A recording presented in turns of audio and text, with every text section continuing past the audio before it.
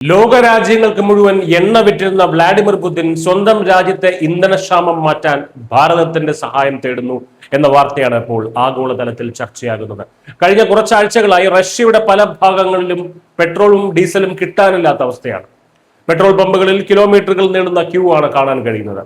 Crude oil കുഴിച്ചെടുക്കാൻ റഷ്യക്ക് കഴിയുമെങ്കിലും അത് ശുദ്ധീകരിച്ച് പെട്രോളും ഡീസലുമാക്കി മാറ്റുന്ന റിഫൈനറികൾ ഉക്രൈൻ സേന ഡ്രോൺ ആക്രമണങ്ങളിലൂടെ തകർത്തെറിഞ്ഞതാണ് പുതിന് കനത്ത തിരിച്ചടിയായി മാറിയത്. റഷ്യയുടെ എണ്ണ ശുദ്ധീകരണ ശേഷിയിൽ 25% ഇടിവാണ് ഒറ്റയടിക്ക് ഉണ്ടായിരിക്കുന്നത്. ഈ പ്രതിസന്ധി മറികടക്കാൻ റഷ്യൻ പാർലമെന്റ് വിദേശത്ത് നിന്ന് പെട്രോൾ ഇറക്കുമതി ചെയ്യുന്ന കമ്പനികൾക്ക് നികുതി ഇളവുകൾ പ്രഖ്യാപിച്ചിട്ടുണ്ട്.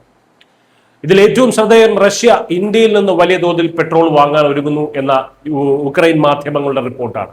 ഇവിടെയാണ് ഇന്ത്യയുടെ തന്ത്രപരമായിട്ടുള്ള വിജയവും ആഗോളതലത്തിലുള്ള നമ്മുടെ വളർച്ചയും ലോകം കാണുന്നത്.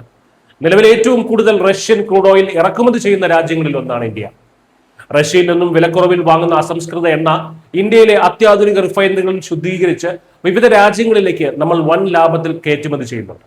ഇപ്പോൾ ഉക്രൈൻ ആക്രമണത്തിൽ സ്വന്തം റിഫൈനറികൾ തകർന്നപ്പോൾ ഇന്ത്യ ശുദ്ധീകരിച്ചെടുക്കുന്ന അതേ പെട്രോളും ഡീസലും തിരികെ വാങ്ങാൻ ഒരുങ്ങുകയാണ് റഷ്യ. ഇന്ത്യക്ക് പുറമെ അയൽ രാജ്യമായ കസഖസ്ഥാനിൽ നിന്ന് 50,000 ടൺ എണ്ണ വാങ്ങാനും റഷ്യ പദ്ധതിയിടുന്നുണ്ട്. രാജ്യാന്തര വിപണിയിലേക്കുള്ള കസഖസ്ഥാനിന്റെ കയറ്റുമതി റഷ്യ തുറമുഖങ്ങളിലൂടെ ആയതിനാൽ അവർക്ക് പുതിന്റെ ആവശ്യം നിരസിക്കാനും കഴിയില്ല.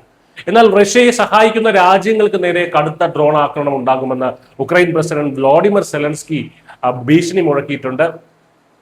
ആഭ്യന്തര പ്രതിസന്ധി രൂക്ഷമായതോടെ പെട്രോളിനും ജെറ്റ് ഇന്ധനത്തിനും പിന്നാലെ ഡീസൽ കയറ്റുമതിയും പൂർണ്ണമായി നിരോധിക്കാൻ ഒരുങ്ങുകയാണ് റഷ്യ. ഒരു കാലത്ത് എണ്ണയ്ക്കായി വിദേശ രാജ്യങ്ങളെ ആശ്രയിച്ചിരുന്ന ഇന്ത്യ ഇന്ന് ആഗോള ഊർജ്ജ വിപണിയെ നിയന്ത്രിക്കുന്ന നിർണായക ശക്തിയായി മാറിയിരിക്കുന്നു. അസംസ്കൃത എണ്ണ എത്രയുണ്ടെങ്കിലും അത് ഉപയോഗപ്രദമാക്കി മാറ്റാനുള്ള വ്യവസായ ശേഷിയില്ലെങ്കിൽ വൻ ശക്തികൾക്ക് പോലും അടിപതറുമെന്നതിന്റെ ഏറ്റവും വലിയ ഉദാഹരണമാണ് റഷ്യയുടെ ഇന്നത്തെ അവസ്ഥ. യുദ്ധങ്ങളും പ്രതിസന്ധികളും ലോകത്തെ ഉലയ്ക്കുമ്പോഴും അതിനെ തങ്ങളുടെ സാമ്പത്തിക കുതിപ്പിനുള്ള അവസരമാക്കി മാറ്റുന്ന ഇന്ത്യയുടെ നയതന്ത്ര വൈദഗ്ധ്യമാണ് ഇവിടെ വിജയം വരിക്കുന്നത്.